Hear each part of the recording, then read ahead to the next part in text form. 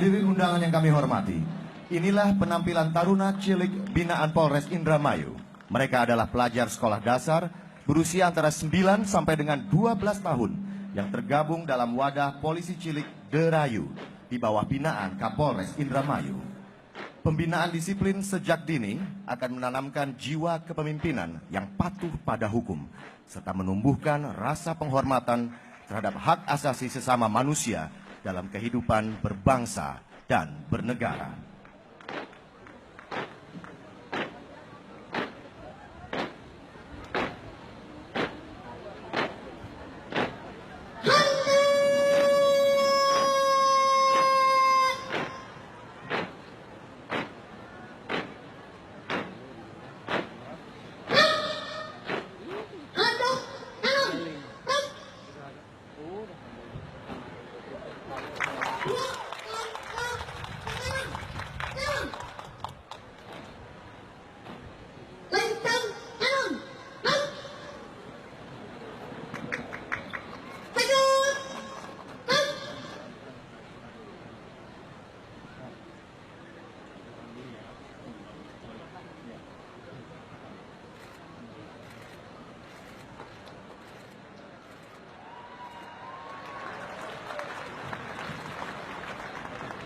Istirahat di depan tak untuk ekstradisi periksa kerapian.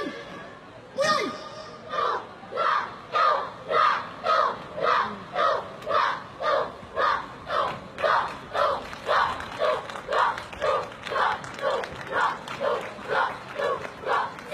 Selesai. Payasi Taruna Cilik Derayu.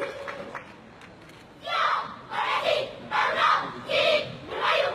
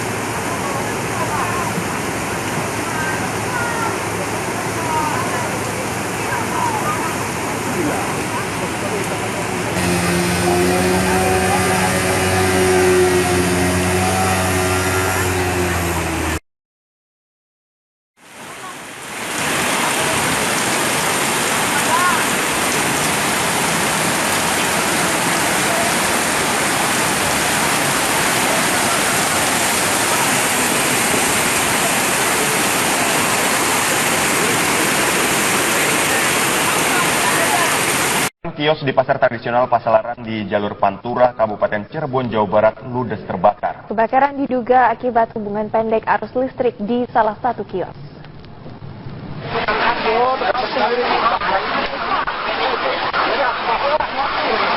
Kebakaran melanda pasar tradisional Pasalaran di Kabupaten Cirebon, Jawa Barat.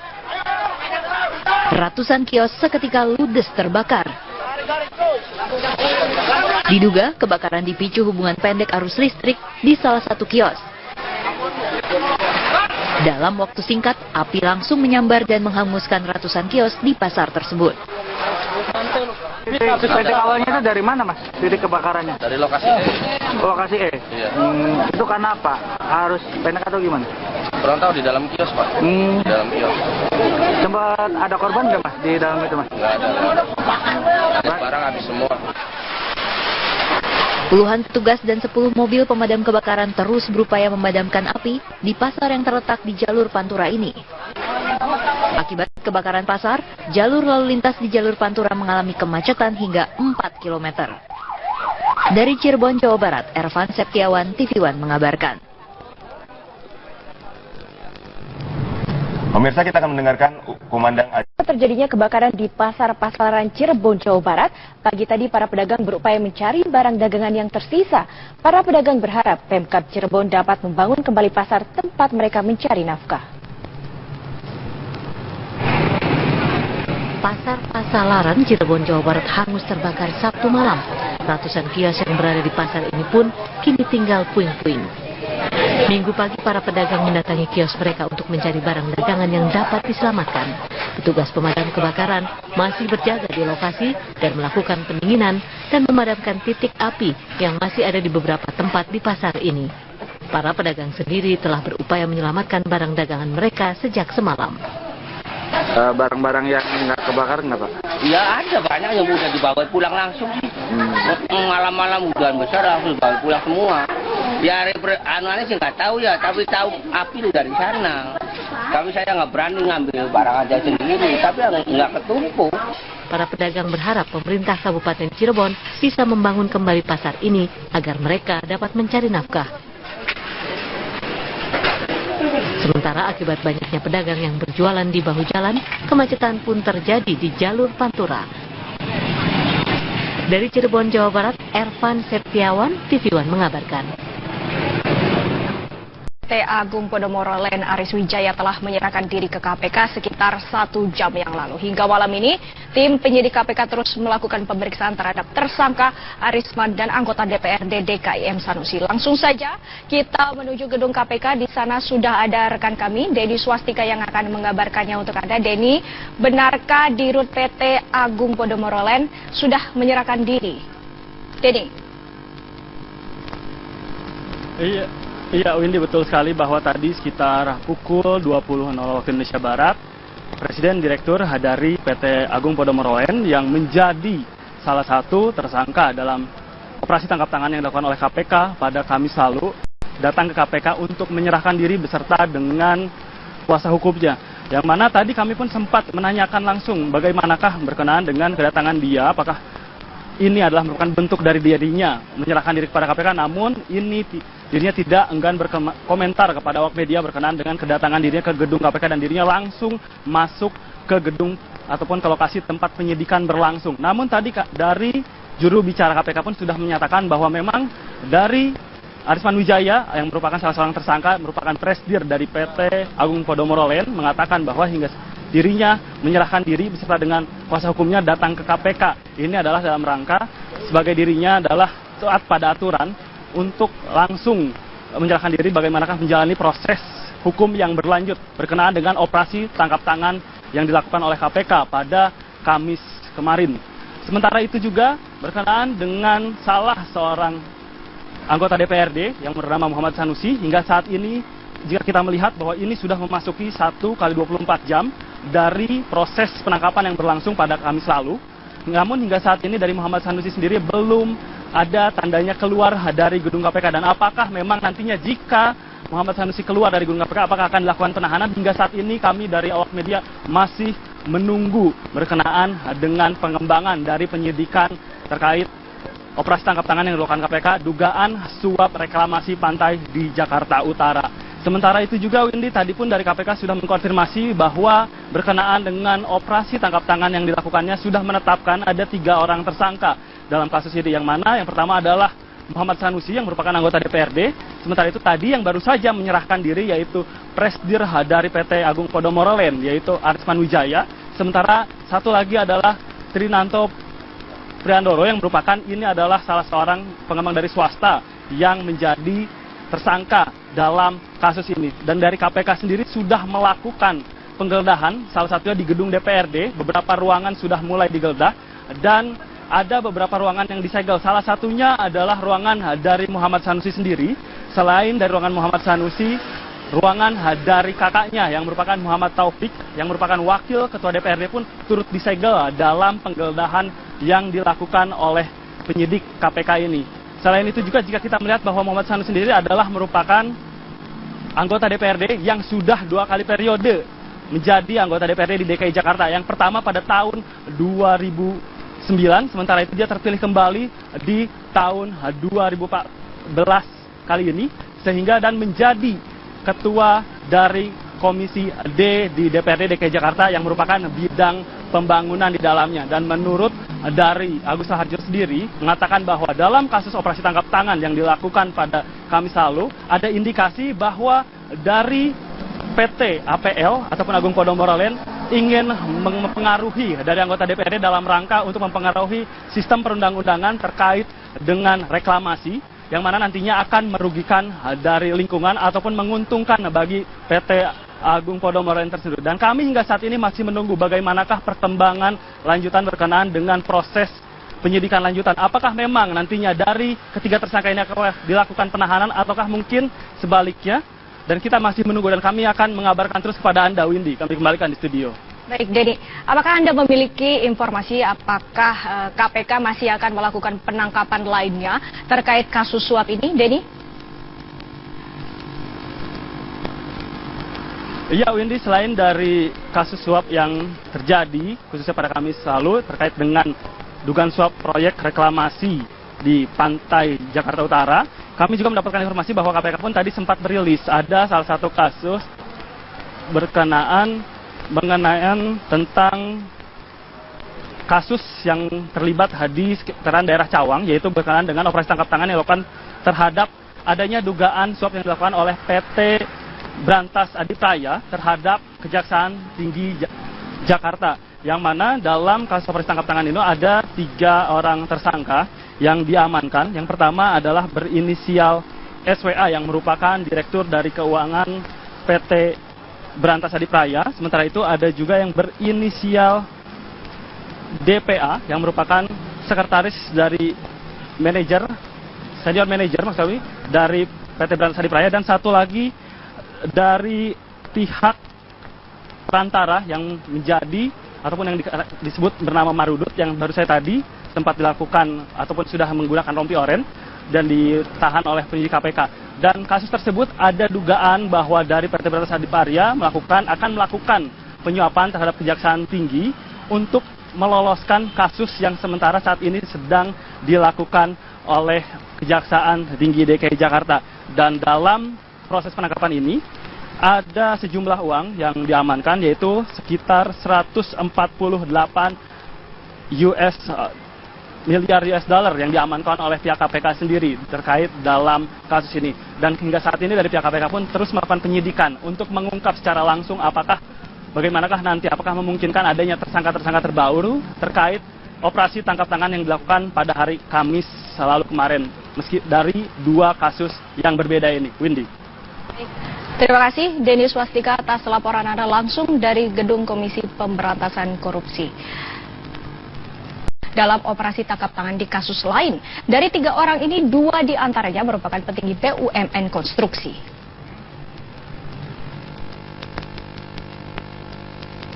Komisi Pemberantasan Korupsi menangkap 3 orang dalam operasi tangkap tangan yang dilakukan pada Kamis pagi kemarin di sebuah hotel di kawasan Cawang, Jakarta Timur. Ketiga orang itu adalah SWA, Direktur Keuangan PT Brantas Adipraya, DPA, Senior Manager PT Brantas Adipraya, dan MRD dari perusahaan swasta. PT Brantas Adipraya adalah sebuah BUMN yang bergerak di bidang konstruksi. Ketua KPK Agus Raharjo mengatakan SWA dan DPA diketahui ingin berusaha menghentikan perkara korupsi di perusahaan mereka yang saat ini sedang diusut Kejaksaan Tinggi DKI Jakarta.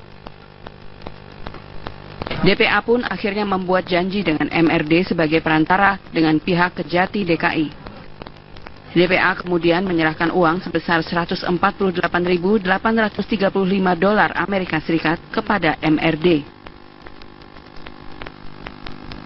Dalam operasi tangkap tangan yang digelar pada Kamis tanggal 31 Maret 2016 pukul 9 pagi di sebuah hotel di Bilangan Cawang, Jakarta Timur.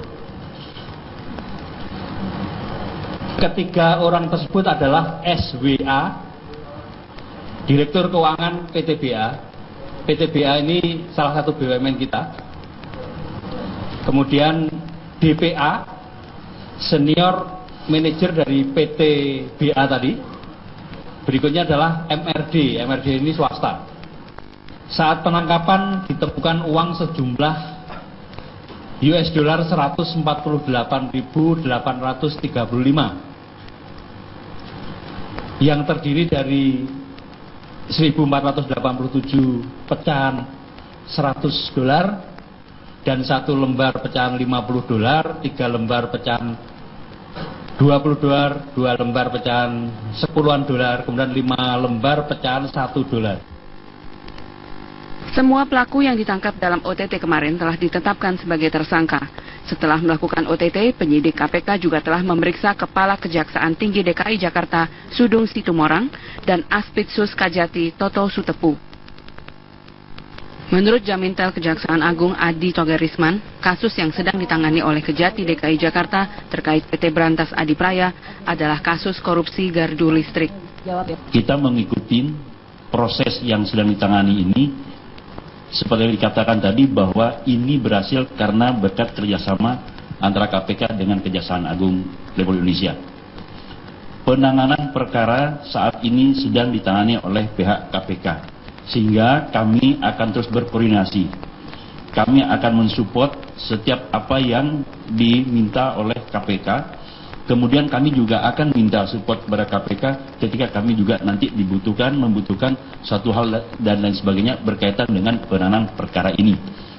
Itu intinya, karena perkara ini sedang ditangani KPK, maka segala sesuatunya kami akan mengikuti bagaimana yang sedang ditangani oleh KPK ini. Dalam kasus ini, rencananya KPK akan segera melakukan penggeledahan di kantor PT Brantas Adipraya dan kantor Kejaksaan Tinggi DKI Jakarta.